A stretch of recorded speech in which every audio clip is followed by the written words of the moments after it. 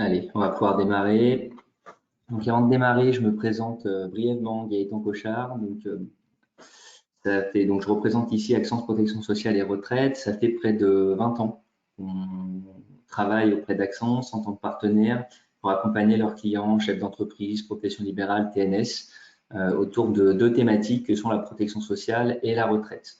Et donc, on a accompagné de nombreux clients sur ces deux thématiques-là, notamment la retraite sur ces 20 dernières années autour d'études de retraite, assignement d'assistance à la liquidation des droits à la retraite. Donc certains d'entre vous ont peut-être connu Lionel Diennois qui s'occupait de cette partie-là à l'époque. L'idée de ce webinaire, c'est de proposer aux clients d'Axence une animation autour de la retraite afin de vous amener un peu de pédagogie sur comment fonctionne la retraite, parce que c'est un sujet qui est quand même technique, que peu de personnes maîtrisent. On l'a vu d'ailleurs lors des débats télévisés qu'il y a eu sur le sujet lors des dernières élections.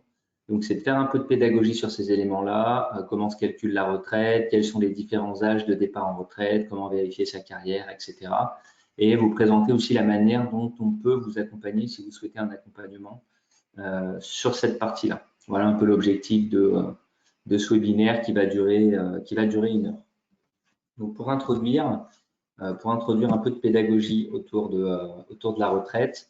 Comment fonctionne la retraite? La retraite, en réalité, même si c'est technique, s'il fallait l'imager, ça fonctionne de manière assez simple, un peu comme une maison à 3 étages, dans laquelle on retrouve 2 premiers étages, qui sont le régime de base et le régime complémentaire. Ici, on parle vous cotisez pour ces 2 étages-là, vous cotisez à la retraite pour ces 2 étages-là, et c'est des cotisations obligatoires. C'est un régime obligatoire. Vous êtes obligé de cotiser pour ces 2 étages.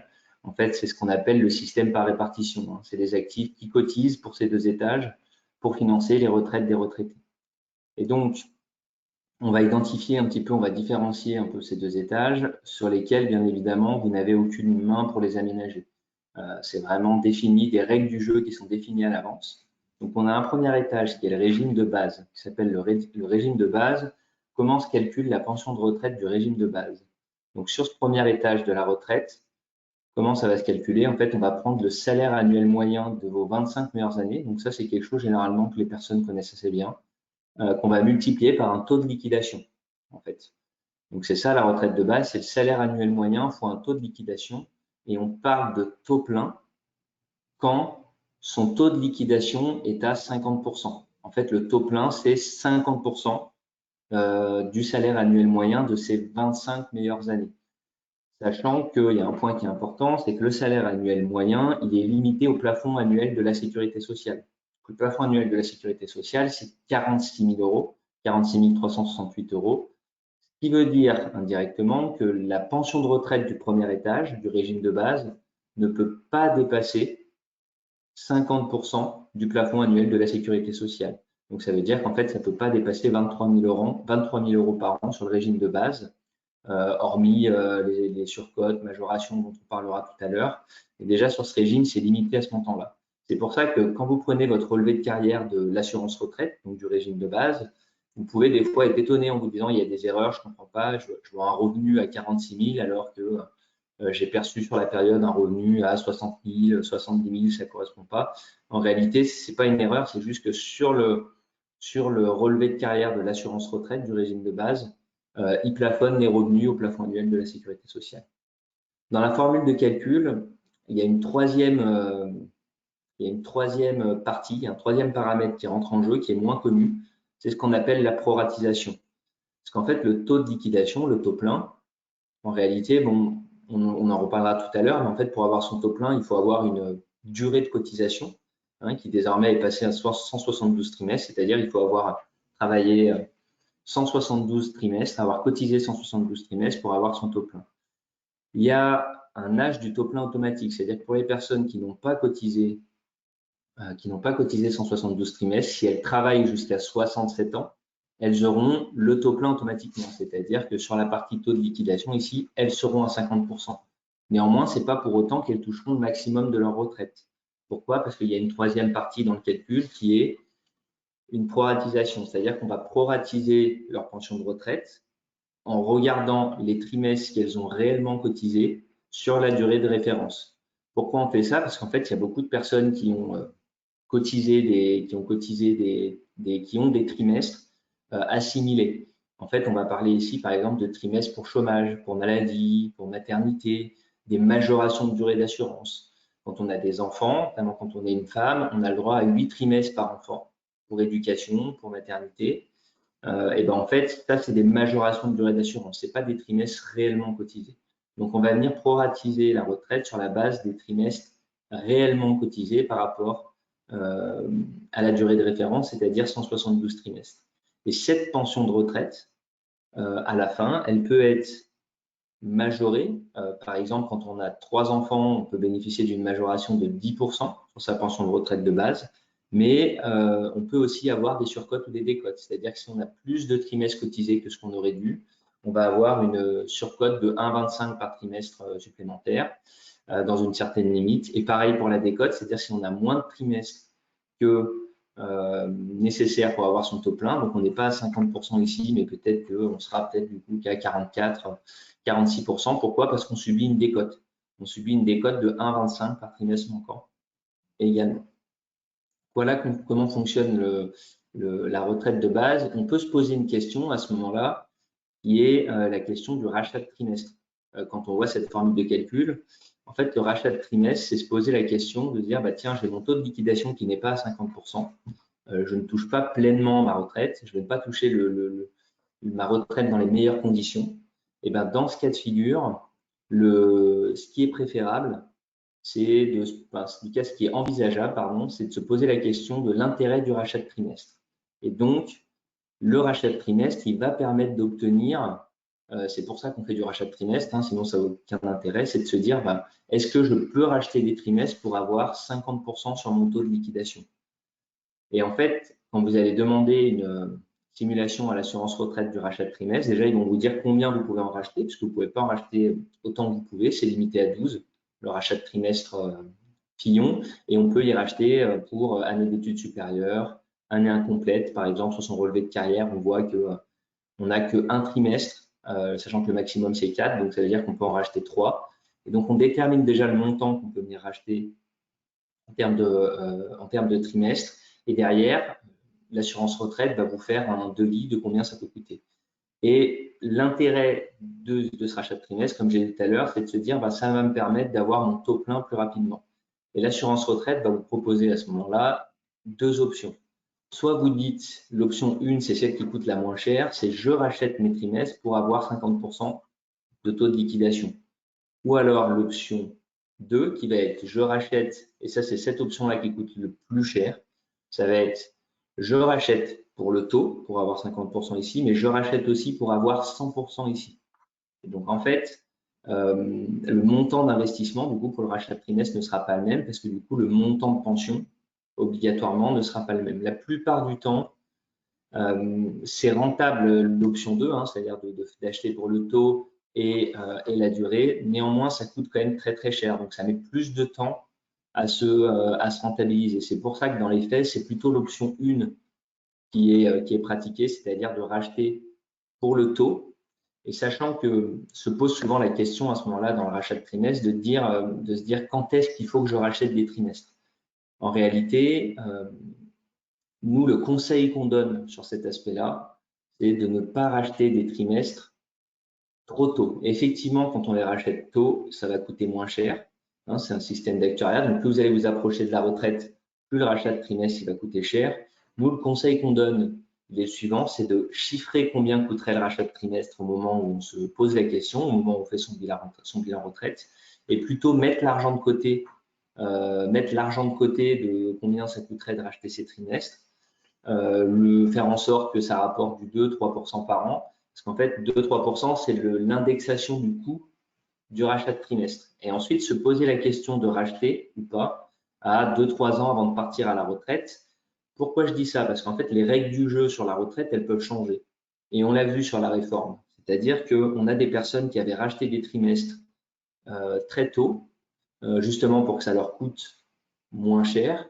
Et en fait, ça leur a servi à rien. Pourquoi? Parce qu'elles se sont pris 2 ans dans la vue de décalage d'âge légal, c'est-à-dire au lieu de partir à 62 ans, du coup, elles doivent partir à 64, parce que l'âge légal de départ à la retraite est à 64. Donc, en fait, elles vont cotiser par défaut 8 trimestres de plus. Et donc, les 8 trimestres qu'elles avaient rachetés, en fait, ne servent à rien. C'est-à-dire, elles ont fait une dépense inutile. Donc, dans ce cas-là, si vous pouvez être dans ce cas de figure, vous pouvez demander un remboursement aux impôts de votre achat de trimestre. Néanmoins, il va être fiscalisé. Et donc, en fait, c'est parce que les règles du jeu peuvent changer que nous, on conseille de chiffrer combien pourrait donner le rachat de trimestre pour ensuite préparer l'argent qu'il faut mettre de côté à 2-3 ans avant de partir pour voir si à ce moment-là, c'est encore vraiment pertinent et rentable de le faire par rapport aux nouvelles règles du jeu. Donc ici, on est sur la retraite de base. On parle vraiment du régime de base.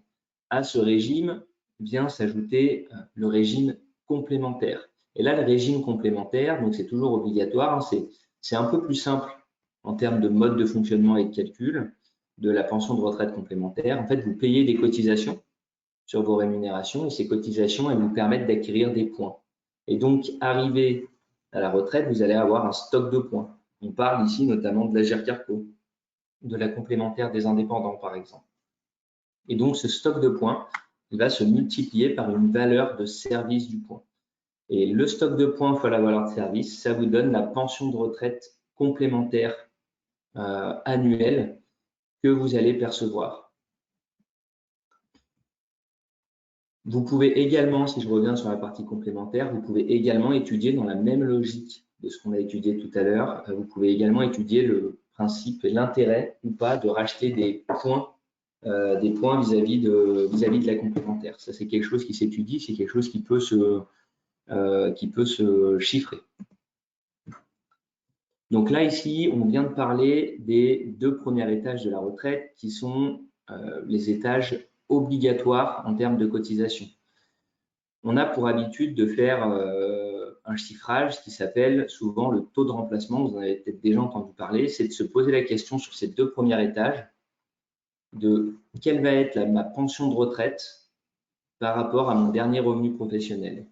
Et donc ici, vous avez un tableau qui reprend donc le taux de remplacement à la retraite qu'on va avoir, c'est-à-dire le montant de pension de retraite qu'on va toucher par rapport à son revenu en fin de carrière pour une personne, pour plusieurs typologies de professions. Donc, on a les artisans commerçants qui sont sécurité sociale des indépendants, les personnes qui vont être chirurgiens dentistes, archidents, les médecins, CAM, enfin voilà, par caisse de retraite, on va retrouver du coup ce calcul qui se donne un ordre d'idée. En fait, c'est pas un calcul précis, parce que ça dépend vraiment de la carrière de chacun. Il y en a qui ont fait différentes carrières, plusieurs statuts, plusieurs caisses.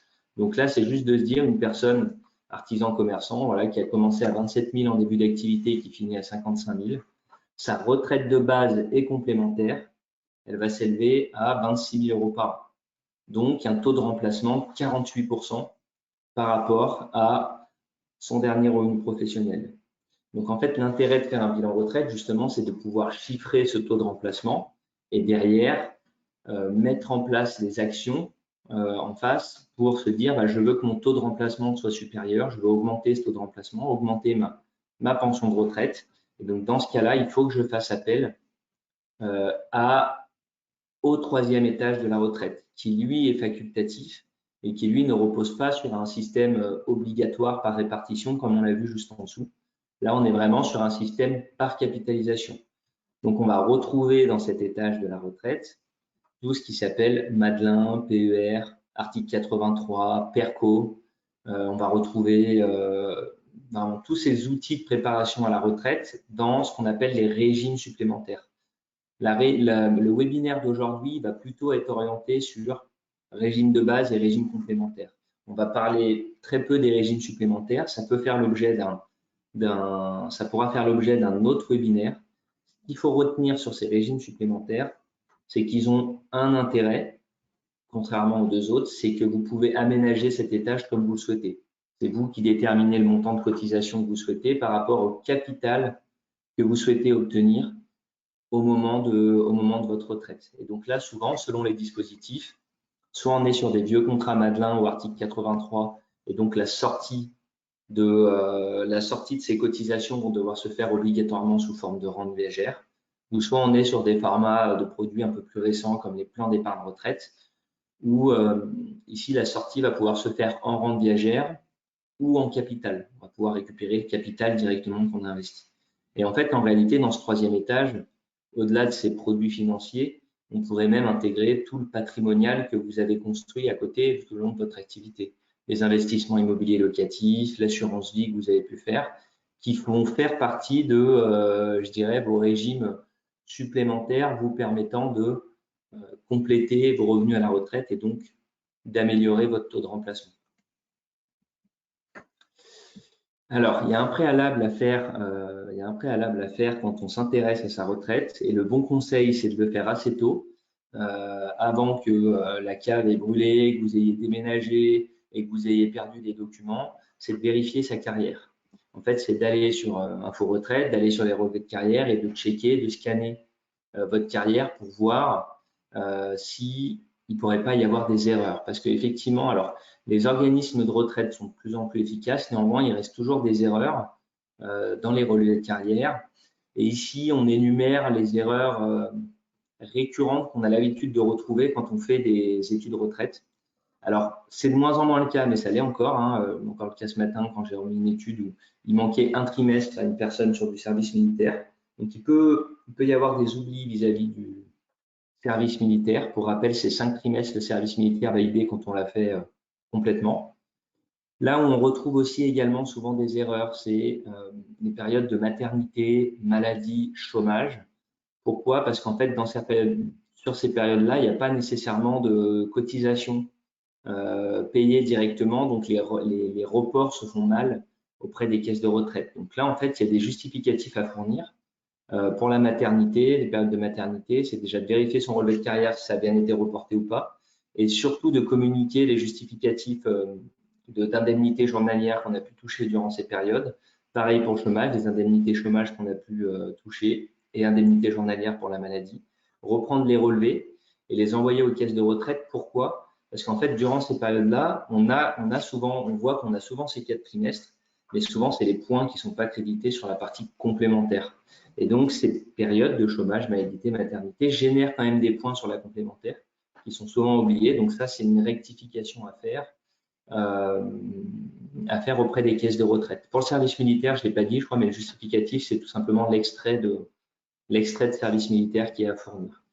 Il y a une erreur aussi qu'on retrouve souvent, ça peut être les salaires mal reportés. En fait, c'est sur les bulletins de salaire, la base de cotisation vieillesse pour les régimes de retraite est mal reportée auprès des caisses de retraite, et ce qui fait que ça ne génère pas le bon nombre de points. Donc là, en fait, c'est un travail assez technique à faire que nous on fait, c'est de vérifier effectivement la cohérence entre la base de cotisation qui a été retenue par l'assurance vieillesse et les bulletins de salaire. Et donc, c'est de checker les deux documents pour vérifier que tous les points aient bien été reportés. On a une quatrième erreur qui est les périodes à l'étranger, qui sont les périodes à l'étranger. Alors, je ne dirais pas que c'est une erreur, mais c'est plus une démarche à faire, parce qu'effectivement, ça ne va pas remonter automatiquement auprès des caisses de retraite. Il faut retenir une chose, c'est que les caisses de retraite, elles ne font pas de recherche à votre place. C'est vraiment à vous de leur transmettre, de les informer des erreurs et de leur transmettre les justificatifs permettant de corriger ces anomalies. Et pour les périodes à l'étranger, en fait, ce qu'il faut retenir pour ces périodes-là, c'est que soit on a été travailleur détaché, c'est-à-dire qu'en fait, on relevait du droit du travail français. Donc, en fait, on était juste détaché par son entreprise, mais on cotisait bien en France. Là, normalement, il n'y a pas de sujet. Ça doit bien se retrouver sur votre relevé de carrière, les cotisations, et elles sont traitées au même titre que vos cotisations travaillées en France. Le sujet, c'est plutôt sur les expatriés. Et sur les expatriés, il y a quelques règles à connaître, quelques pièges à avoir en tête. C'est qu'en fait, vos périodes réalisées à l'étranger, quel que soit le pays, vous pouvez, si c'est un pays de l'espace économique européen ou un pays possédant une convention bilatérale de sécurité sociale avec la France, en fait, vous pouvez rapatrier votre relevé de carrière sur le relevé de carrière français, c'est-à-dire prendre votre relevé de carrière étranger et le rapatrier sur le relevé de carrière français, et ça vous permettra d'y ajouter les trimestres. Par contre, ça vous ajoutera seulement les trimestres, c'est-à-dire que en fait, ces périodes, ces rémunérations que vous avez eues durant cette période ne vont pas rentrer dans le salaire annuel moyen, ne vont pas rentrer dans la proratisation pour le calcul. Ça va vraiment vous permettre d'obtenir votre durée de cotisation pour être considéré comme étant au taux plein en France. Si on veut que ces trimestres-là soient comptabilisés pour la retraite dans le salaire annuel moyen, dans le calcul des points, dans le salaire annuel moyen surtout, pardon, et la proratisation, à ce moment-là, il faut cotiser faut payer une cotisation spécifique à la CFE, et ce qui permet du coup d'avoir ces périodes correctement, je dirais, comptabilisées. Et sinon, la démarche à faire, c'est de rapatrier le relevé de carrière sur le relevé de carrière en France, ne serait-ce que pour y avoir pour avoir les trimestres et obtenir du coup son taux plein plus rapidement. Il y a une notion aussi à avoir en tête de liquidation de votre retraite. Alors, je termine juste avant d'aller là-dessus sur les conventions bilatérales de sécurité sociale. En fait, c'est soit vous avez travaillé dans un pays européen, donc là, il n'y a pas de sujet. Par contre, si ce n'est pas un pays européen ou la Suisse, par exemple, donc la Suisse, il faut vérifier, donc c'est le cas, hein, il y en a une, mais il faut vérifier qu'il y a une convention bilatérale de sécurité sociale pour que ce que je vous ai dit s'applique. Et pour les autres pays qui sont hors Europe, en fait, pour vérifier qu'il y a une convention bilatérale de sécurité sociale, on va sur un site qui s'appelle le CLES, CLEI2S. Et c'est ce site-là qui permet de voir si il y a une convention bilatérale de sécurité sociale.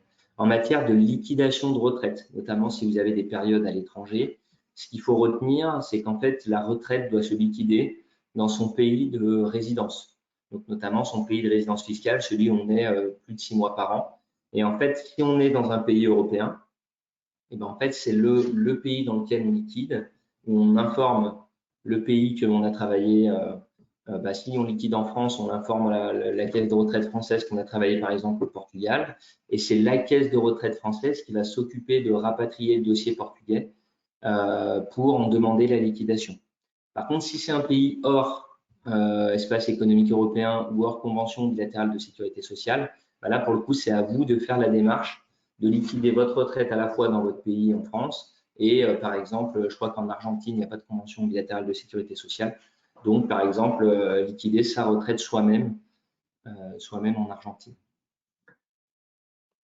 Voilà concernant les erreurs récurrentes sur les relevés de carrière qu'on peut retrouver. Donc, en fait, le bon conseil à donner, c'est de faire des vérifications très tôt, d'essayer de retrouver également, si vous avez commencé tôt à travailler, de bien conserver les bulletins de salaire, de les numériser et de procéder rapidement aux rectifications.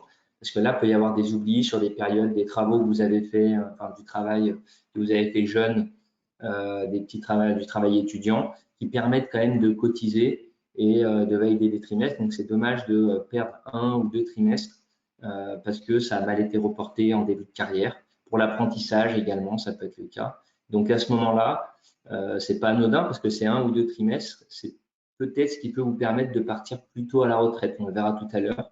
Mais ça a un impact sur des dispositifs qui existent de départ anticipé à la retraite pour carrière longue, par exemple.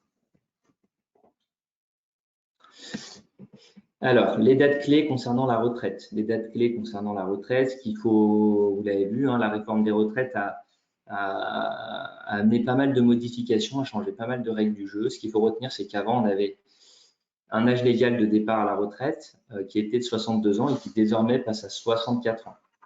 Donc, l'âge légal de départ à la retraite, qu'est-ce que ça veut dire? Ça veut dire c'est l'âge, ça veut dire que je ne peux pas partir à la retraite avant cet âge légal, même si j'ai ma durée de cotisation. Donc, la durée de cotisation désormais, c'est 172 trimestres de la réforme des retraites. Et en fait, même si j'ai mes 172 trimestres, je ne peux pas partir avant l'âge légal. C'est d'ailleurs une aberration un peu sur le principe, c'est mon avis personnel. Mais il y a ce principe-là en France qui est qu'on a un âge légal et qu'on ne peut pas partir avant, hormis des dispositifs spécifiques qui peuvent être par exemple le départ anticipé pour carrière longue, dont on parlera tout à l'heure. Il y en a beaucoup qui peuvent en bénéficier. contrairement à ce qu'on pense. Et ça, effectivement, c'est pour les personnes qui ont commencé à travailler très tôt, ou alors des dispositifs comme la retraite progressive. Ça a été remis un petit peu aussi au goût du jour par la réforme des retraites. Ce tableau, il est important. C'est un tableau de synthèse qui vous permet de connaître en fait votre âge légal de départ à la retraite. C'est un tableau de synthèse qui vous permet de déterminer votre âge légal de départ à la retraite selon votre date de naissance. Pourquoi je vous dis ça? Parce qu'en fait, tout à l'heure, je vous ai dit que l'âge légal, il était passé à 64 ans. Alors, je vais enlever, tac, pardon. Hop. Hop là. L'âge légal, il était passé à 64 ans, mais en fait, il a été reporté de manière progressive, notamment à partir de la génération 61. C'est-à-dire pour les personnes de la génération 61 qui allaient bientôt partir en retraite, qu'on passe pas d'un jour à se dire je vais partir à 62 ans, ah tiens, je dois travailler 2 ans de plus. Donc en fait, il a été reporté par période de 3 mois, l'âge de départ, c'est-à-dire pour les générations nées entre 61 et 68, l'âge légal, il a été reporté de manière progressive. Donc en fait, une personne qui est née en 64, par exemple, son âge légal, ça va être 63 ans. C'est-à-dire elle ne peut pas partir à la retraite avant 63 ans. Et sa durée de cotisation pour avoir le taux plein doit être de 172 trimestres. Pour rappel, l'âge du taux plein automatique ne change pas. C'est-à-dire qu'une personne née en 64 qui n'a pas fait 172 trimestres à l'âge de 67 ans aura automatiquement son taux plein à l'âge de 67 ans. Ensuite se pose une question. Une fois qu'on sait ça, une fois qu'on a le tableau ici sous les yeux, se pose une question de dire effectivement, j'ai mon taux plein. Je comprends que je ne peux pas partir avant l'âge légal, néanmoins, est-ce qu'il existe des dispositifs permettant de le faire? Alors oui, c'est le cas. Il y en a un qui est utilisé assez couramment, c'est le départ anticipé pour carrière longue. Le départ anticipé pour carrière longue, en fait, ça, c'est pour les personnes qui ont commencé à travailler tôt. C'est les personnes notamment qui ont commencé en fait, les personnes qui ont cotisé 5 trimestres avant la fin de l'année civile de leur 20e anniversaire, ou alors même 5 trimestres avant la fin de l'année civile de leur 18e anniversaire, ce qui est quand même un peu plus rare. Les personnes qui ont cotisé 5 trimestres avant la fin de l'année civile de leur 18e anniversaire peuvent partir à 60 ans, quelle que soit leur date de naissance. Et les personnes qui ont cotisé 5 trimestres avant la fin de l'année civile de leur 20e anniversaire peuvent partir à l'âge de, 2 ans avant leur âge légal. Vous voyez, par exemple, une personne, c'est pas tout à fait 2 ans, mais une personne née en 64. Tout à l'heure, on avait vu que son âge légal, c'était une personne née en 64, c'était 63 ans. Et bien, son âge de départ anticipé, c'est 60 ans et 6 mois. Donc, cette personne-là, elle pourra partir à l'âge de 60 ans et 6 mois si elle respecte 2 conditions. Avoir cotisé 5 trimestres avant la fin de l'année civile de son 20e anniversaire. Petite parenthèse importante, les personnes qui sont nées en octobre, entre le 1er octobre et le 31 décembre, on ne va pas regarder si elles ont cotisé 5 trimestres, mais seulement 4, contrairement aux personnes qui sont nées avant octobre. Et la deuxième condition à remplir, bien évidemment, ce n'est pas suffisant, c'est qu'à cet âge de 60 ans et 6 mois, il faut qu'elles aient leur taux plein. Donc la personne née en 64, il faut qu'elle ait ses 172 trimestres. Je crois que c'était 172 pour une personne née en 64, c'est ça, il faut qu'elle ait ses 172 trimestres à l'âge de 60 ans et 6 mois. Et si elle a cotisé ses 5 trimestres avant 20 ans, elle peut partir à 60 ans et 6 mois. Il faut vraiment ces deux conditions cumulatives, avoir le nombre de trimestres requis et avoir le nombre de trimestres requis et puis cotiser ces 5 trimestres. Attention à la subtilité dans le nombre de trimestres requis. On ne va pas venir intégrer ici, par exemple, les majorations de durée d'assurance. C'est-à-dire qu'une femme qui aurait commencé à travailler tôt, donc qui aurait ses 5 trimestres, mais à qui on a donné 16 trimestres de majoration de durée d'assurance parce qu'elle a eu 2 enfants, donc 2 fois 8 trimestres, cette personne-là ne pourra pas prétendre à un départ anticipé parce que les majorations de durée d'assurance ne rentrent pas dans les trimestres requis pour le départ anticipé. Pour le départ anticipé, en fait, c'est les trimestres qu'on a réellement cotisés, qu'on a travaillé, ou alors les trimestres de maladie dans la limite de maladie maternité dans la limite de 4, de chômage dans la limite de 4. Enfin, voilà, il y a des limites au niveau des trimestres qu'on peut retenir pour le départ anticipé. Petite parenthèse, les trimestres que vous avez réalisés à l'étranger, si vous avez commencé tôt à travailler à l'étranger, ça compte pour le départ anticipé. Ça peut compter pour le départ anticipé. Il y a un autre dispositif, si on ne répond pas aux conditions pour partir en anticipé pour carrière longue, il y a un autre dispositif qui peut être utilisé et qui est remis au bout du jour pour la retraite par la réforme des retraites, c'est la retraite progressive. La retraite progressive, en fait, c'est d'offrir la possibilité à une personne de dire j'arrive en fin de carrière, je veux diminuer mon rythme d'activité et par contre, je ne peux pas partir pour carrière longue parce que je n'ai pas mes 5 trimestres avant 20 ans. Et ben, dans ce cas-là, cette personne-là, si elle a au moins cotisé 150 trimestres, elle peut se mettre à temps partiel 2 ans avant son âge légal. Donc, une personne qui serait à un âge légal de 64 ans, ça veut dire qu'à 62 ans, elle peut dire je diminue mon rythme de travail. Et en fait, elle doit s'engager à diminuer son rythme de travail d'au moins 20%. C'est-à-dire, elle se met à temps partiel, par exemple, n'importe quoi, à 60%. Donc, son employeur va lui verser 60% de sa rémunération. Et la retraite va lui verser 40% de sa retraite sur la base de ses droits acquis au moment où elle demande la retraite.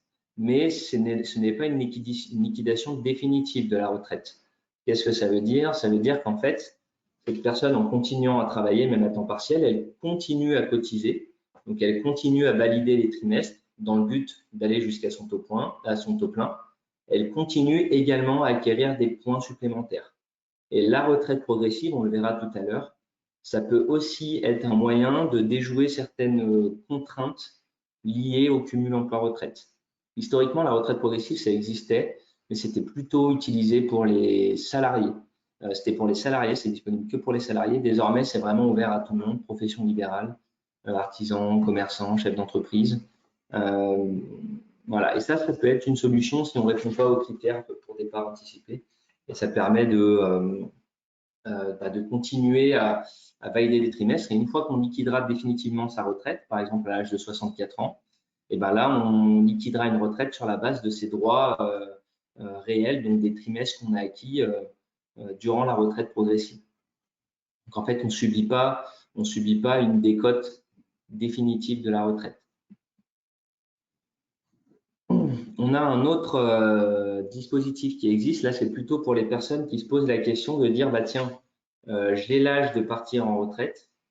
Je peux prétendre à partir en retraite pour carrière longue, mais j'aimerais bien continuer à travailler. Donc là, en fait, c'est ce qu'on appelle le cumul emploi-retraite. Le cumul emploi-retraite, il y en a deux formes. La forme à privilégier, c'est celle du cumul emploi-retraite libéralisé. Ce qu'il faut retenir, c'est que ce cumul emploi-retraite libéralisé, c'est une manière de cumuler emploi et retraite, donc revenus d'activité et pension de retraite, sans contrainte et sans plafond de revenus. Par contre, pour bénéficier de ce cumul emploi-retraite, il faut respecter des conditions qui sont d'avoir l'âge légal pour partir à la retraite. Et attention, le départ anticipé pour carrière longue n'est pas un âge légal. C'est-à-dire qu'une personne qui veut faire du cumul emploi-retraite et qui a liquidé sa retraite en anticipé pour carrière longue, elle ne peut pas bénéficier du cumul emploi-retraite libéralisé. Elle devra attendre son âge légal de départ pour bénéficier du cumul emploi-retraite libéralisé. Donc la condition, c'est avoir l'âge légal, avoir son taux plein, donc sa durée de cotisation, et avoir liquidé toutes ses pensions. Si le chef d'entreprise, le TNS, la profession libérale, répond à ces conditions-là, elle peut prétendre au cumul emploi-retraite libéralisé. Donc, en fait, elle va pouvoir continuer son activité, toucher ses revenus d'activité sans plafond et toucher l'intégralité de son retraite. Il y avait une notion qui existait de cesser son activité précédente. Ça, c'est notamment quand on était salarié. Quand on est salarié d'une entreprise, de ne pas reprendre chez le même employeur, de reprendre chez un autre employeur, ou alors il faut respecter un délai d'attente de 6 mois. Ce qu'on avait l'habitude de faire en cumul emploi-retraite libéralisé, c'était un salarié, effectivement, en fait, il doit cesser son activité précédente, c'est-à-dire il doit rompre son contrat de travail, on doit payer les indemnités de fin de carrière et ensuite remettre en place un contrat de travail. Une personne assimilée salariée, donc les présidents de SAS par exemple, ou des gérants minoritaires ou égalitaires de SARL, eux, en fait, ce qu'on faisait, c'était un PV d'AG indiquant qu'on arrêtait la rémunération. Ils prenaient leur retraite et ensuite, on pouvait faire un autre PV d'AG disant qu'ils reprenaient une rémunération. Et en fait, là, il n'y avait pas de délai d'attente à respecter. Pour les TNS, profession libérale, ils ne sont pas concernés par ce sujet de cesser son activité précédente. Néanmoins, en fait, la réforme des retraites a avancé un argument pour le cumul emploi-retraite qui était intéressant, qui était de dire, quand on est en cumul emploi-retraite libéralisé, les cotisations qu'on va payer sur ces revenus d'activité vont générer une nouvelle pension de retraite. Ça, c'était quelque chose de plutôt d'intéressant de se dire, au moins, les cotisations que je vais payer, derrière, elles ne seront pas à fond perdu. Ça régénérera une nouvelle retraite à liquider plus tard. Sauf que ils ont mis une condition tout récemment en disant que si on reprend du coup pour le même employeur sans respecter ce délai d'attente de 6 mois, on ne recréera jamais de pension de retraite, de nouvelles pensions de retraite. Donc on cotisera à fond perdu. Si on ne respecte pas ces conditions d'âge légal, taux plein, d'âge légal et taux plein notamment, on basculera automatiquement sur le cumul emploi-retraite plafonné. Et là, c'est un peu plus contraignant parce que il y a des conditions, il y a des contraintes. Déjà, il y a une première contrainte de plafond de revenu d'activité, c'est-à-dire qu'un artisan commerçant, en cumul emploi-retraite plafonné, son bénéfice ne doit pas dépasser 50% du plafond annuel de la sécurité sociale. Donc, en gros, son bénéfice ne doit pas dépasser 23 000 euros. Une personne profession libérale, son bénéfice ne doit pas dépasser un PAS, c'est-à-dire ne doit pas dépasser 46 000 euros. Et pour les salariés, le cumul des revenus plus de la pension de retraite doivent être inférieurs à la moyenne des 3 derniers mois d'activité ou 160% du SMIC, le plafond le plus intéressant entre les deux plafonds qu'il faut retenir. Et en plus de ces plafonds d'activité, on a un délai d'attente à respecter, c'est-à-dire que alors, ils ne sont pas concernés, les TNS ne sont pas concernés. Par contre, les chefs d'entreprise en SAS, les assimilés salariés, eux doivent faire un PV d'AG disant qu'ils arrêtent leur rémunération et ils ne peuvent refaire un PV d'AG pour reprendre une rémunération seulement le premier jour du 7e mois suivant leur prise de retraite. Et pour le salarié, il ne pourra reprendre chez le même employeur qu'après un délai d'attente de 6 mois. Et ça, en fait, c'est très contraignant, ces deux conditions. Donc, il y a deux manières de passer outre. Ça peut être le changement de statut. C'est-à-dire, on peut se dire, quand on est chef d'entreprise, on peut se dire, une fois qu'on est en retraite, je passe ma société en SAS et pour ne pas être contraint en termes de revenus, je me rémunère seulement sous forme de dividendes. D'accord, ça peut être une solution qui permet d'aller de surpasser ces problèmes de revenus d'activité. Je ne prends plus de rémunération, je me rémunère seulement sous forme de dividendes. Ou alors, quand on est salarié, tout court, on peut se dire, effectivement, est-ce que ça ne vaut pas plus le coup de se mettre en retraite progressive le temps d'avoir son taux plein et son âge légal pour se mettre ensuite en cumul emploi-retraite libéralisé. Voilà un peu les deux stratégies qu'on a autour du cumul emploi-retraite. Donc, nous, notre mission vis-à-vis des clients d'Axence qu'on peut proposer, c'est l'étude retraite. L'étude retraite que je vais vous illustrer un petit peu. En fait, l'étude retraite, elle a 4 étapes. Elle a 4 étapes qu'on va faire. C'est déjà une analyse détaillée de vos relevés de carrière pour identifier justement sur ce relevé de carrière les différentes anomalies. Donc là, on va regarder notamment des variations qu'il y a pu avoir dans les revenus. On va être attentif aux variations de points sur le relevé de carrière. On va être attentif à vos bulletins de salaire. Si on voit qu'il y a des problèmes de report entre le bulletin de salaire et le relevé de carrière, aux périodes à l'étranger, au changement de statut aussi, où là, il peut y avoir des erreurs. Le changement de statut, c'est comment? Le changement de statut, c'est je suis GTTNS, je décide de passer assimilé salarié en SAS, voilà, où là, du coup, on peut retrouver des erreurs l'année où on change de statut. Donc ça, on va analyser, scanner tout le relevé de carrière, identifier les erreurs. Et ensuite, selon le type de mission qu'on fait, soit nous, on s'occupe de la rectification des erreurs auprès des caisses de retraite, ou soit on vous indique comment procéder pour faire rectifier ces erreurs auprès des caisses de retraite. Une fois qu'on a un relevé de carrière qui est clean, je dirais, où toutes les anomalies ont été identifiées et rectifiées, à ce moment-là, on peut venir chiffrer les pensions de retraite. on peut venir chiffrer les pensions de retraite. Mais ce qui est vraiment intéressant dans ce chiffrage de pensions de retraite, c'est d'y intégrer des scénarios sur mesure, en fait. C'est de se dire à 50, 55 ans, tiens, qu'est-ce que ça donne sur ma retraite si je vends l'entreprise et que j'arrête de me rémunérer ou que je maintiens une structure juridique sur laquelle je vais pouvoir me rémunérer le minimum nécessaire pour valider mes trimestres, qui est de 8 000 € par an, ou alors des scénarios où profession libérale, médecin par exemple, je veux diminuer mon activité sur la fin de carrière, travailler une journée en moins, quel va être l'impact sur ma pension de retraite? Donc en fait, on peut mettre plein de scénarios sur mesure et du coup derrière déterminer l'impact de cette stratégie et pour quelle stratégie opter afin d'optimiser sa fin de carrière. Et on peut rajouter effectivement dans le relevé de carrière, dans le bilan retraite, pardon, l'optimisation liée au rachat de trimestre, au cumul emploi-retraite et déterminer, ça c'est l'objet vraiment de l'étude retraite, c'est de déterminer l'âge optimal de départ à la retraite. Donc pour illustrer un petit peu ces éléments, je vais vous montrer à quoi ça ressemble.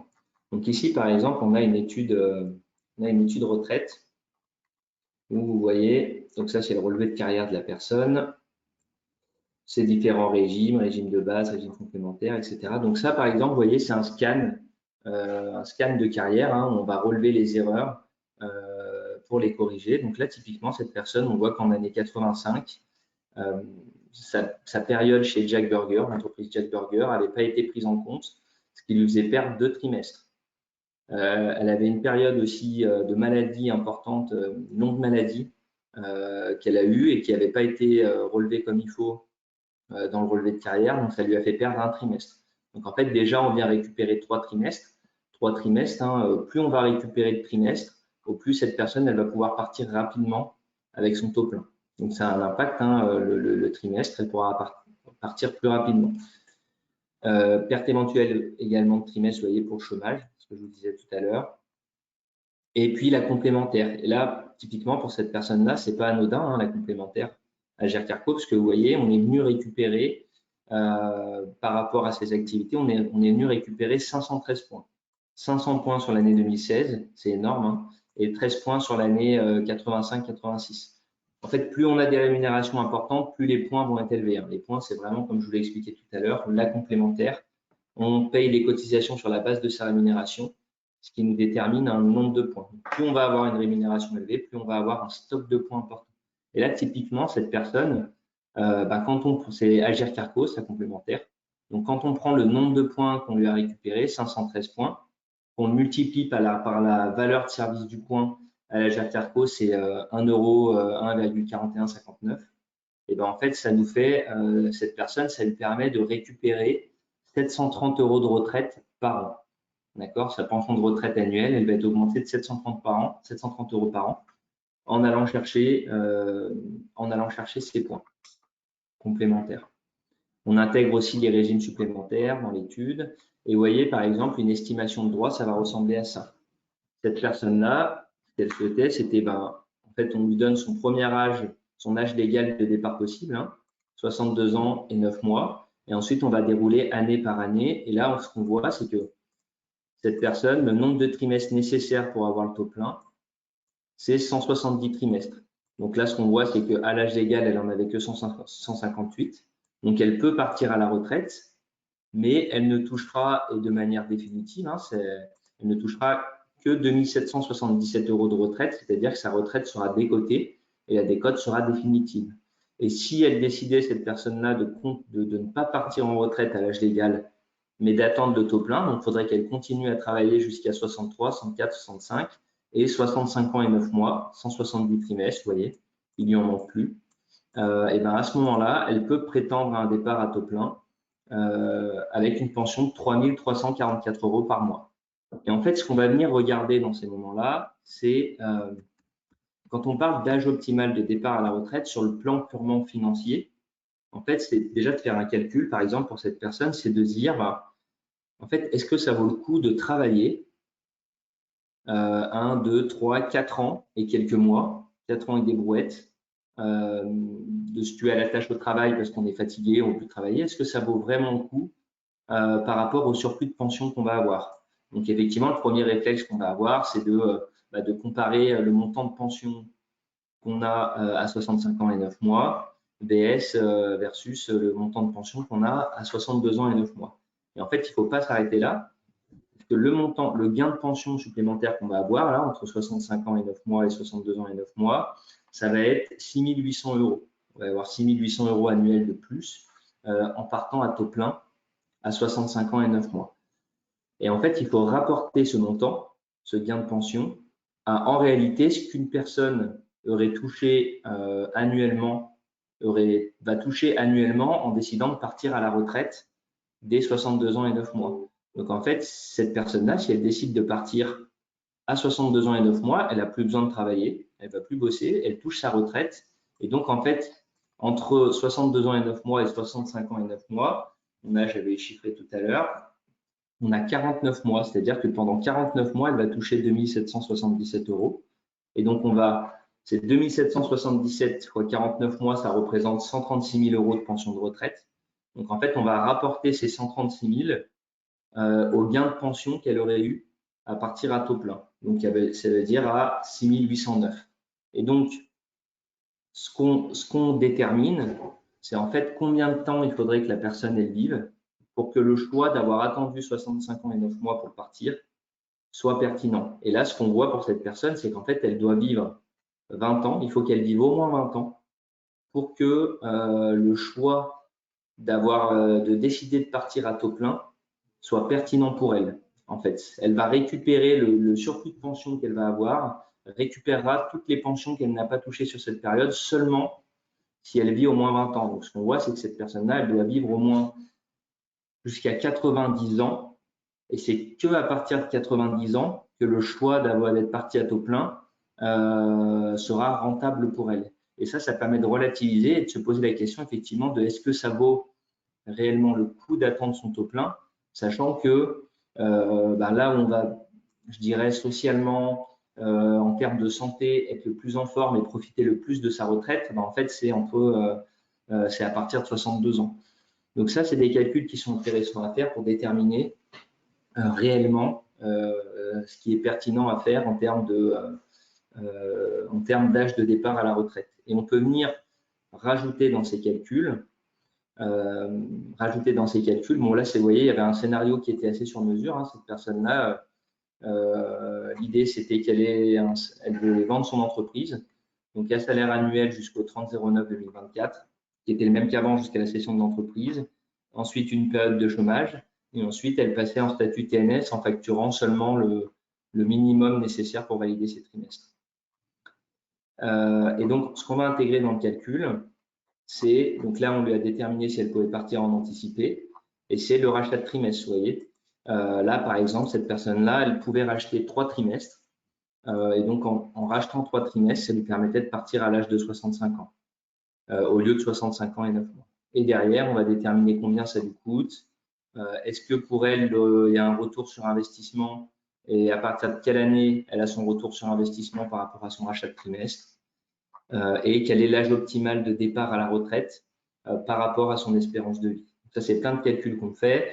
Néanmoins, l'âge optimal, comme je l'ai expliqué tout à l'heure, en fait, il dépend surtout de vous, comment vous vous sentez, vous, comment vous voyez les choses en termes de fin de carrière. Est-ce que vous avez envie de continuer à bosser, à vous tuer à la tâche au travail ou arrêter. Et l'âge optimal, il dépend surtout plus de ça que de l'espérance de vie qui est assez aléatoire. Il y a un point qui est important dans les études retraite, on met toujours, même pour les personnes qui ne sont pas mariées, les droits mensuels de réversion. Ça, c'est de la notion de protection du conjoint. C'est de dire qu'est-ce que va toucher mon conjoint de ma pension de retraite si jamais il m'arrive quelque chose. Ce qu'il faut retenir, c'est que la pension sur le régime de base, le premier étage de la retraite, c'est 54% de la pension de retraite. Et sur la complémentaire Agir Carco, c'est 60%. Sur les autres complémentaires, type CARF ou profession libérale, ça oscille entre 50 et 60% de taux de réversion. Néanmoins, et ça c'est un point important à retenir, c'est que sur la pension de base, sur le régime de base, donc le premier étage, la pension de retraite, donc ici 753 €, elle est conditionnée au fait que le conjoint survivant n'ait pas des ressources supérieures à 24 000 €. Et dans ces ressources, Ça, c'est un point important. On va intégrer les pensions de retraite que le conjoint touche ou ses revenus d'activité s'il est encore en activité. Et on va également regarder quels sont ses revenus du patrimoine, mais aussi, même si elle a du patrimoine propre, si ce conjoint survivant a du patrimoine propre qu'il a reçu en héritage, mais que ce patrimoine ne génère pas de revenus, les caisses de retraite vont appliquer un rendement fictif de 3% sur ce patrimoine, même s'il ne génère pas de revenus sur ce patrimoine propre. Et donc, on peut avoir des personnes qui n'ont pas beaucoup de ressources, mais qui se retrouvent en fait exclues de la pension de réversion de base parce qu'elles ont reçu en héritage un patrimoine propre important. Et c'est pour ça que c'est important de se poser la question tôt, également de la transmission aux enfants du patrimoine qu'elle on a pu hériter et sur lequel on n'a pas de projet à court terme. Moi, je vais rebasculer sur la présentation. Et la deuxième mission sur laquelle on peut vous accompagner, donc juste je reviens sur la partie bilan retraite. Souvent, les scénarios qu'on fait pour les chefs d'entreprise, c'est des scénarios de changement de statut. Qu'est-ce que ça donne si je décide de me mettre en TNS, donc de payer moins de charges, plutôt que assimiler salarié. D'accord? Donc ça, on va venir chiffrer l'impact d'un changement de statut sur la fin de carrière. Et qu'est-ce qu'il faut mettre en place du coup si j'ai décidé de passer TNS et donc de payer moins de charges et d'avoir moins de retraite, qu'est-ce qu'il faut mettre en place en face pour combler cette perte en termes de retraite. La deuxième mission sur laquelle on vous accompagne, c'est la liquidation de vos droits à la retraite. C'est-à-dire que vous avez fait votre étude de retraite, certes, 50-55 ans, mais arrive l'âge de 64, 62, 63, 65, l'âge de liquidation. Et là, vous vous dites effectivement quelles sont les démarches à faire pour liquider. Là, ça, nous, on peut le prendre en charge auprès des caisses de retraite. Ce qu'il faut retenir, c'est qu'il faut qu'on ait au moins 6 mois devant nous pour faire cette mission-là. 5 mois minimum. En fait, il faut liquider, il faut enclencher son dossier retraite minimum 5 mois avant la date d'effet que l'on souhaite. Il y a quelques éléments à savoir. Par exemple, des professions libérales, les liquidations se font toujours au premier jour d'un trimestre. Pour le régime général, ça peut être le premier jour du mois. Mais pour des personnes qui ont du régime général salarié et de la profession libérale, nous, ce qu'on conseille, c'est de tout liquider le premier jour d'un trimestre, tout aligné sur la partie profession libérale pour que ça déroule correctement. Et donc, dans cette mission de liquidation, on va refaire ce travail de balayer le relevé de carrière, corriger les anomalies, etc. Ajouter les majorations de durée d'assurance qui ne sont pas toujours intégrées dans les relevés de carrière. Donc, ajouter les majorations de durée d'assurance pour enfants. Voilà, on va faire tout ce travail-là, corriger les erreurs auprès des caisses. Et une fois que le relevé de carrière il est clean, c'est pour ça qu'il nous faut 6 mois pour le préparer. Une fois que le relevé de carrière il est clean, à ce moment-là, on peut appuyer sur le bouton pour liquider la retraite. Et on va vous apporter dans cette mission du conseil au-delà de la liquidation, je dirais, administrative. On va vous apporter du conseil aussi sur la liquidation de vos régimes supplémentaires. Madelin, article 83, etc. Est-ce qu'il faut sortir en rente, en capital? Est-ce qu'il faut transformer en PER ou pas en PER? Si j'ai du PER, combien il faut sortir tous les mois pour que l'imposition soit pas trop importante? Et voilà le conseil qu'on va pouvoir vous donner sur la liquidation. Et puis après, il y a des conseils je dirais, il y a des bons conseils à avoir en tête au moment où on liquide sa retraite. Et ça, on n'oublie pas de vous le rappeler, c'est de vous dire qu'il faut résilier vos contrats de prévoyance et mutuelle Madelin. Pour la prévoyance, il n'y a plus besoin d'en mettre une en place, mais par contre, pour la mutuelle, derrière, il va falloir refaire des consultations du marché d'assureurs pour prendre une mutuelle individuelle type mutuelle senior. Les contrats retraite supplémentaires, ce qu'il faut retenir aussi, c'est que effectivement, on vous donne du conseil dessus et c'est des contrats que vous n'êtes pas obligé de liquider en même temps que votre retraite. Vous pouvez attendre parce que vous estimez qu'il n'y a pas un besoin tout de suite de ce complément de revenu. Vous pouvez le liquider seulement quelques années après la liquidation de vos régimes obligatoires. Et puis, dans les bons conseils à donner, c'est de préparer un an avant de partir un tableau de quel va être votre train de vie au moment de la retraite pour derrière derrière se préparer un petit peu psychologiquement au passage en retraite. Nous, en fait, on remplira la case dans ce tableau Excel. Vous allez mettre les charges et nous, on remplira la case revenus en calculant justement la pension de retraite que vous allez mettre en face, qui vous permet de voir si psychologiquement à la retraite, vous allez pouvoir financièrement, maintenir votre train de vie. Et puis, il faut s'y préparer assez tôt. Ça permet aussi de s'y préparer, l'étude de retraite, elle permet de se préparer assez tôt aussi, se projeter un petit peu psychologiquement, socialement, vis-à-vis d'un départ en retraite, parce que du coup, on coupe court quand on part en retraite, on coupe court à la vie active. Donc, il faut être prêt derrière aussi à avoir prévu des choses sur de l'associatif, sur de l'activité. Donc, ça, c'est des choses qui se préparent également. En termes de santé, effectivement, enfin, voilà, on est en bonne santé. Ça, c'est des éléments qui rentrent en compte dans sa prise de décision. Et puis, le dernier conseil à vous donner dans la liquidation, c'est dans la vérification de votre relevé de carrière, ne pas vous y prendre trop tard. Ne pas faire ces démarches trop tard, parce qu'effectivement, les justificatifs, on le sait, on peut les perdre. On met tout ça dans un carton, on déménage, le carton se perd. Voilà, enfin, des choses tristes de la vie, une maison qui brûle ou des choses comme ça, on en a vu passer, et donc on perd ces justificatifs et on perd la matière qui va permettre de rectifier les erreurs auprès des caisses de retraite. Donc, pas hésiter à faire ces démarches de rectification assez tôt. Voilà. Et puis, je vous laisse un temps. Si vous avez des questions, n'hésitez pas à m'en poser dans le chat et dans la rubrique questions.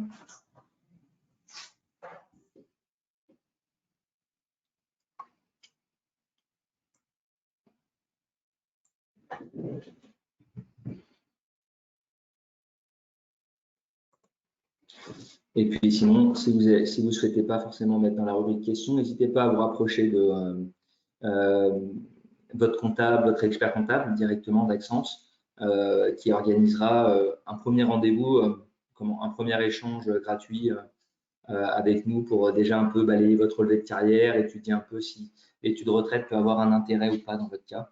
Donc ça, c'est quelque chose qu'on peut faire gratuitement au niveau d'Axence. Donc n'hésitez pas à les solliciter directement pour qu'ils organisent ce rendez-vous avec nous.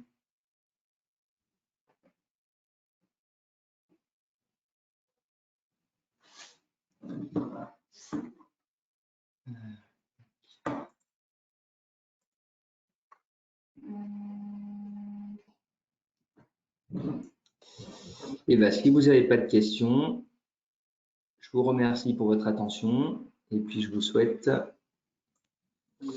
une bonne journée à tout le monde. Au revoir.